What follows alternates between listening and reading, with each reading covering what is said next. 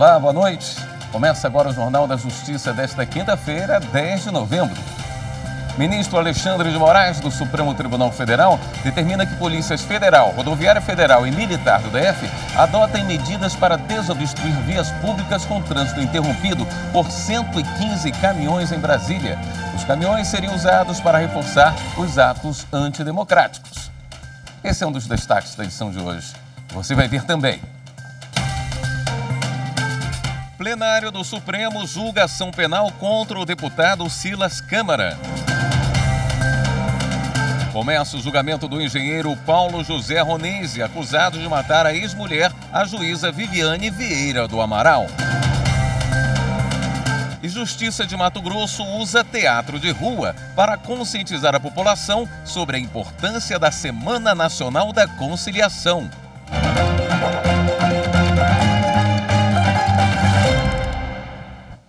Supremo Tribunal Federal julga ação penal contra o deputado federal Silas Câmara. Eleito para o 7º mandato consecutivo, Silas Câmara, do Republicanos do Amazonas, foi denunciado pelo Ministério Público Federal em 2010 pelo crime de peculato. Ele teria se apropriado dos salários de secretários parlamentares pagos pela Câmara dos Deputados para trabalhar em seu gabinete em Brasília e no Amazonas. De acordo com a denúncia, depois da análise dos relatórios da quebra de sigilo bancário de Silas Câmara e de 17 assessores, ficou comprovado que alguns subordinados recebiam seus vencimentos, sacavam parte ou até a totalidade dos valores e no dia seguinte ou em data muito próxima aconteciam depósitos não identificados na conta do parlamentar. A prática, conhecida popularmente como rachadinha, teria ocorrido no período de janeiro de 2000 a dezembro de 2001. A denúncia também imputa ao parlamentar o pagamento de empregados domésticos como se fossem secretários parlamentares. O relator, ministro Luiz Roberto Barroso, votou na sessão do dia 3 de novembro, no sentido de condenar o parlamentar por peculato a 5 anos e 3 meses de reclusão em regime semiaberto e ao ressarcimento de R$ 248 mil aos cofres públicos e multa.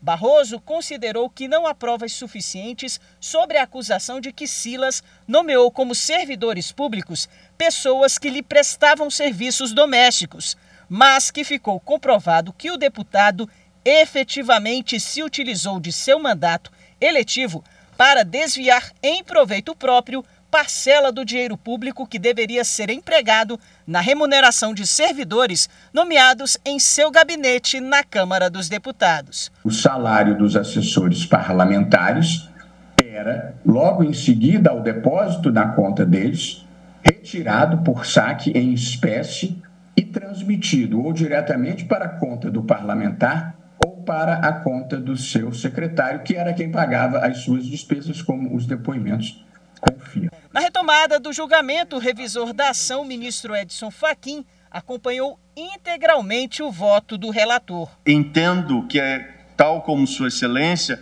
que as provas constantes dos autos caracterizam a prática do crime de peculato, tendo em vista que o parlamentar possuía a disponibilidade jurídica de verba pública destinada ao pagamento da remuneração de secretários parlamentares por ele indicados, e, desse modo, efetuava a indicação das pessoas previamente escolhidas, tomando para si, por meio de depósitos ou transferência para sua conta corrente, quase a totalidade das quantias destinadas pela Câmara dos Deputados ao pagamento dos servidores do gabinete. Já o ministro Nunes Marques divergiu do voto do relator. No presente caso concreto, os elementos de prova produzidos ao longo da instrução não confirmaram aqueles apresentados na fase inquisitorial, revelando-se insuficientes para, acima de qualquer dúvida razoável, confirmar a tese de acusação e fundamentar a condenação do réu.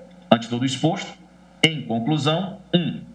Declaro, com fundamento no artigo 21, inciso 15 do Regimento Interno do Supremo Tribunal Federal, a nulidade das provas produzidas no inquérito instaurado por força da portaria datada em 19 de julho de 2001, sem a indispensável autorização de supervisão judicial desta Corte, para a finalidade de conferir suporte probatório para instruir a presente ação penal, e julgo improcedente a pretensão punitiva com fundamento no artigo 386.2 do Código de Processo Penal.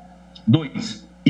Se assim não entender esta Corte, caso superada a nulidade apontada, julga improcedente a denúncia, absolvendo o réu Silas Câmara, por insuficiência de provas seguras para uma condenação nos termos do artigo 386, inciso 7 do Código de Processo Penal. Depois do voto do ministro Nunes Marques, o ministro André Mendonça pediu vista do processo. Essa sessão terminou agora há pouco. Quem tem mais informações para a gente ao vivo é a repórter Marta Ferreira. Boa noite, Marta.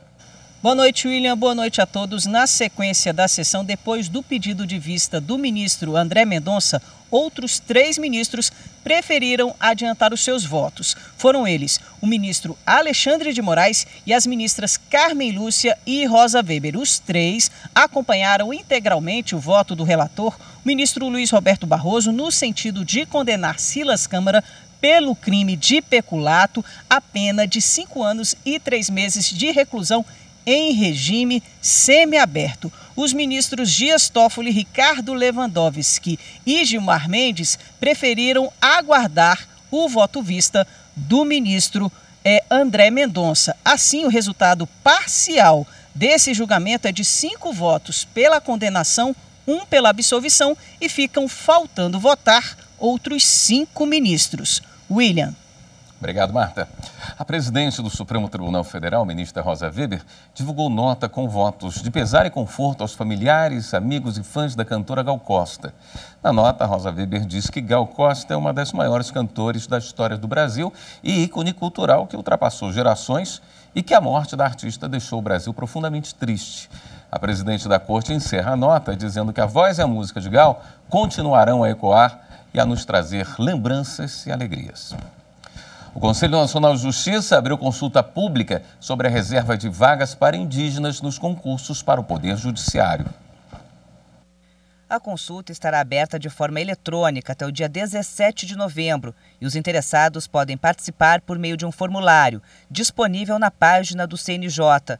O texto vai ser submetido à aprovação pelo plenário do Conselho Nacional de Justiça. A proposta é para que 5% das vagas oferecidas nos concursos públicos para cargos efetivos e magistratura sejam destinadas a indígenas. Dados do perfil sociodemográfico dos magistrados brasileiros apontam que do total de 18.168 membros da magistratura ativos, 80,3% se declaram brancos, 16,5% pardos, 1,6% pretos, 1,6% de origem asiática e menos de 1% se declara indígena.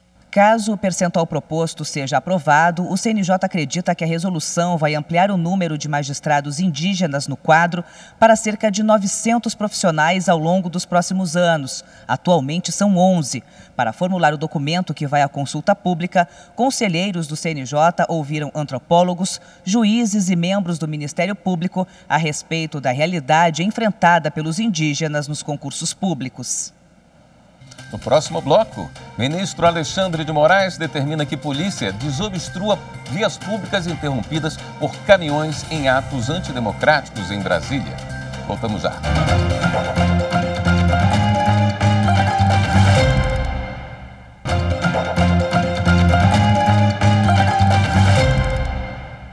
O ministro Alexandre de Moraes determinou que as polícias federal, rodoviária federal e militar do DF que adotem medidas para desobstruir vias públicas com trânsito interrompido em razão de 115 caminhões que se deslocaram para Brasília. A decisão foi tomada diante da notícia de que o deslocamento visa reforçar atos antidemocráticos realizados em todo o país após a proclamação do resultado das eleições pelo TSE. O ministro determinou ainda a identificação dos caminhões utilizados para que possa ser aplicada aos proprietários multa de R$100 mil por hora. Começou hoje no Rio de Janeiro o julgamento do engenheiro Paulo José Ronense, acusado de matar a juíza Viviane do Amaral. O crime aconteceu na capital fluminense em dezembro de 2020. Quem traz as informações para a gente ao vivo é a repórter Aline Barcelos. Oi, Aline, boa noite. Boa noite, William. Boa noite a todos. O julgamento do engenheiro Paulo José Arronense começou à 1h da tarde no 3º Tribunal do Júri. Já foram ouvidas todas as 5 testemunhas de acusação e agora começam a prestar depoimento as 4 testemunhas de defesa. Paulo José vai ser julgado por homicídio quintuplamente qualificado. Dentre as qualificadoras estão feminicídio, motivo torpe, meio cruel, cometido com recursos que impossibilitaram a defesa da vítima e na presença das 3 filhas. Paulo e Viviane foram casados por 11 anos. O crime ocorreu na véspera do Natal de 2020, na Barra da Tijuca, no Rio de Janeiro. A juíza pediu o divórcio por causa do comportamento agressivo do engenheiro, que não se conformou com o fim do relacionamento e acabou matando a mulher a facadas. A magistrada trabalhou no Tribunal de Justiça do Rio de Janeiro durante 15 anos. A previsão é a de que o julgamento termine ainda esta noite. William. Obrigado pelas informações, Aline. O plenário do Tribunal Superior Eleitoral decidiu por unanimidade manter inelegível Kel Pires, candidata nas eleições deste ano a deputada federal no Pará pelo Partido Liberal. Kel Pires teve as contas da candidatura rejeitadas com base na lei da ficha limpa. Ela é ré na Justiça por se apropriar de recursos destinados à Previdência Social de servidores do município paraense de Moaná. Uma multa que havia sido determinada pelo Tribunal Regional do Estado foi suspensa.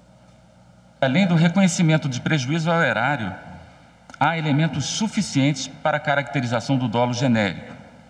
Como bem pontuado pela Procuradoria-Geral Eleitoral, seria inviável, e aí eu transcrevo, de se supor que a ordenadora da despesa não tivesse a consciência de que a apropriação indevida dos valores descontados da remuneração dos servidores e que deveriam ter sido recolhidos ao INSS e ao Instituto de Previdência do município é conduta ilícita que impõe prejuízo ao erário face aos encargos decorrentes da mora. O Superior Tribunal de Justiça firmou acordo com instituições da Argentina para aperfeiçoar a prestação jurisdicional dos 2 países. O termo de cooperação foi assinado pela presidente do Superior Tribunal de Justiça, ministra Maria Tereza de Assis Moura, pela presidente do Tribunal de Justiça de Buenos Aires, Inês Weinberg, e pelo presidente do Conselho da Magistratura de Buenos Aires, Alberto Max. A assinatura foi durante o encontro anual do Programa de Assistência contra o Crime Transnacional Organizado. O acordo estabelece que os órgãos vão promover transferências de informação em áreas como gestão, planejamento e tecnologia da informação, com foco no aprimoramento da qualidade da prestação jurisdicional. Ainda a possibilidade de consulta e de envolvimento de outras instituições, a exemplo das faculdades de direito dos 2 países. O prazo do acordo é de 2 anos, podendo ser prorrogado, e a colaboração não acarreta gastos para os órgãos envolvidos. No próximo bloco, a Advocacia Geral da União publica portaria que facilita o pagamento de dívidas com autarquias federais. Voltamos em instantes.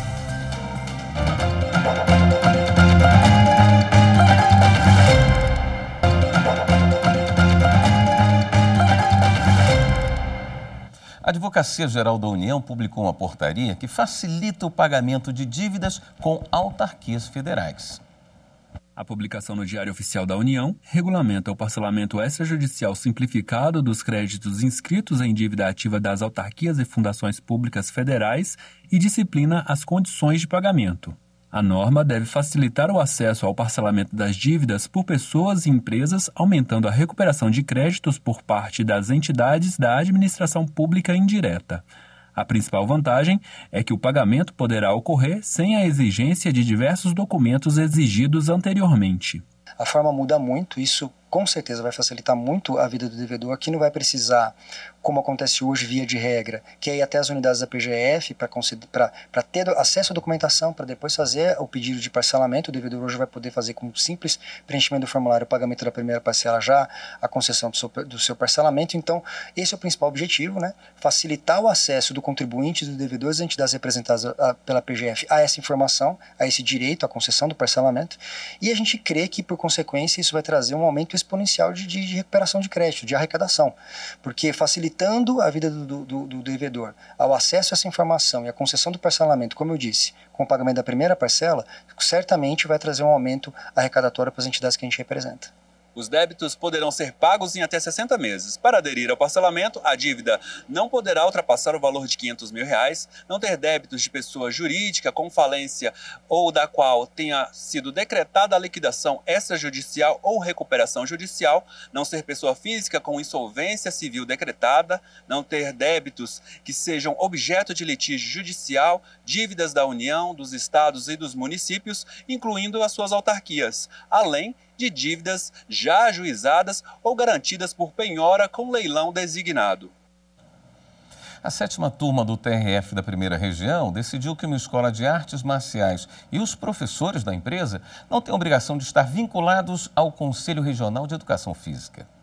O Conselho Regional de Educação Física da 6ª Região, em Minas Gerais, defendeu que as aulas de artes marciais ministradas são modalidades esportivas, sendo necessária a habilitação tanto do profissional como do estabelecimento onde são realizadas. Contudo, o relator juiz federal convocado, Henrique Gouveia da Cunha, esclareceu que o exercício das atividades de educação física é regulamentado pela Lei 9.696 e não inclui as artes marciais entre as atividades que exigem a inscrição no CREF, sendo esse também um entendimento do Supremo Tribunal Federal. E concluiu que, por isso, a empresa que oferece as aulas de artes marciais e seus professores ficam isentos de estar vinculados ao Conselho Regional de Educação Física.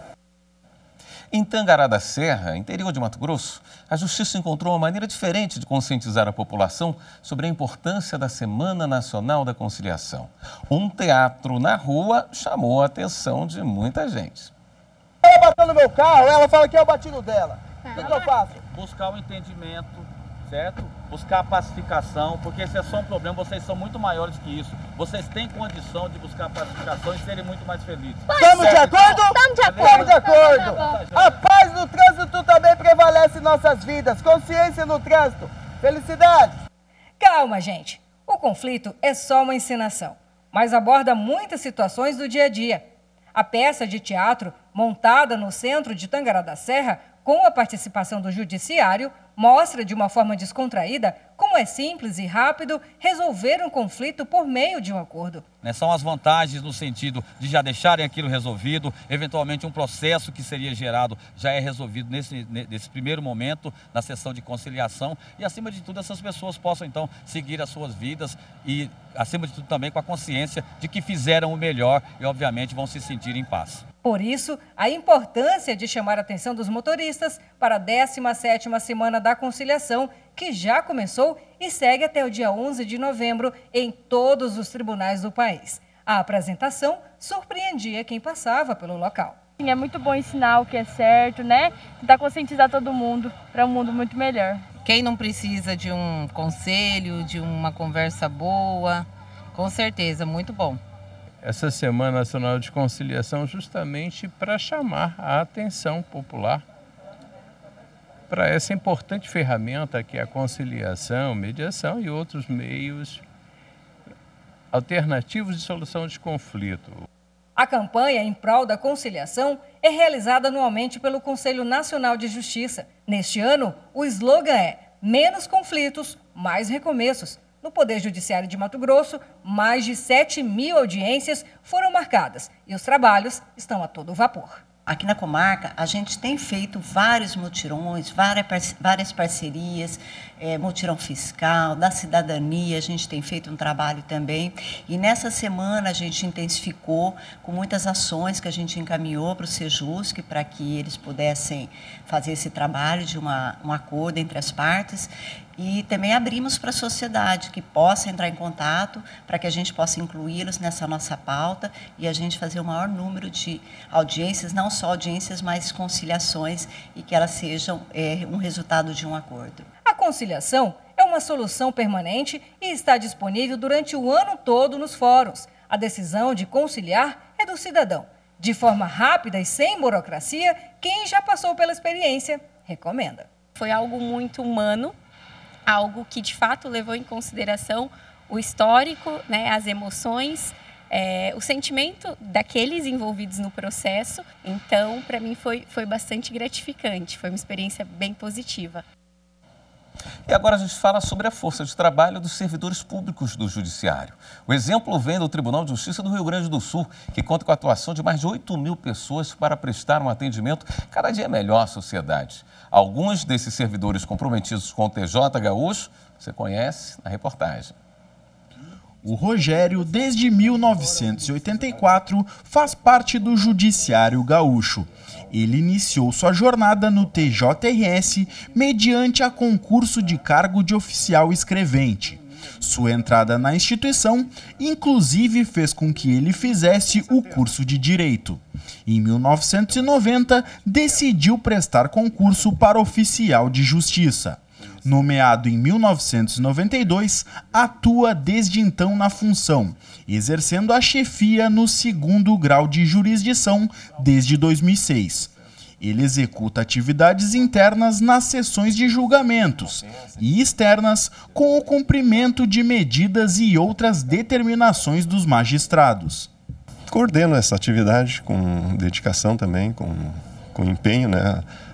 Nosso propósito é que a nossa função seja pouco visível, né? Porque significa que, se não estamos sendo notados, que estamos cumprindo adequadamente, né? Então são 38 anos dedicados, né, ao Poder Judiciário. Uma atividade que eu exerço com maior prazer, com gosto, né? A Cíntia ingressou no Judiciário em 2013 e atuou por 9 anos junto da Contadoria do Foro Central. Mas pela formação em gestão de pessoas, este ano foi realocada para a Direção de Gestão de Pessoas, a DIGEP. Ela também realizou trabalhos paralelos relacionados à justiça restaurativa, sendo facilitadora de círculos de paz e atuando como instrutora do Centro de Formação do Judiciário do Rio Grande do Sul.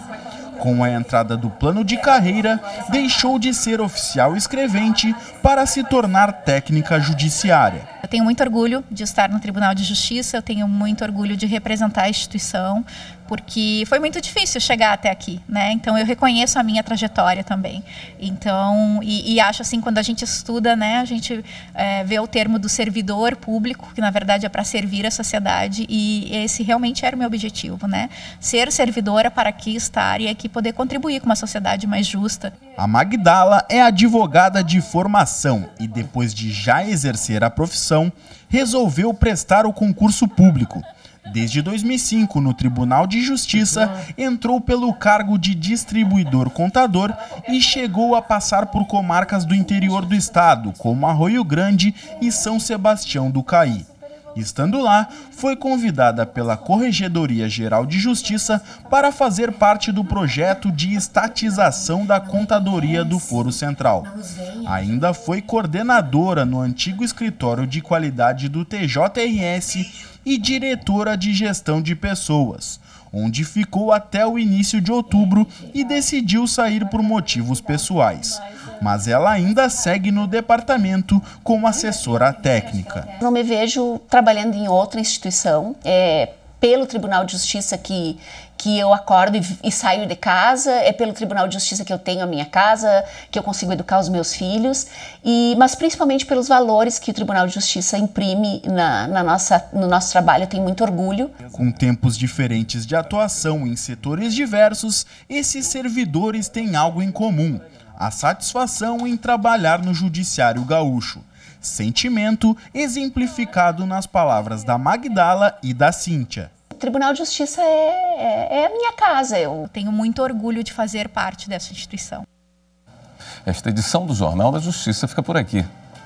Obrigado pela sua companhia e uma ótima noite para você.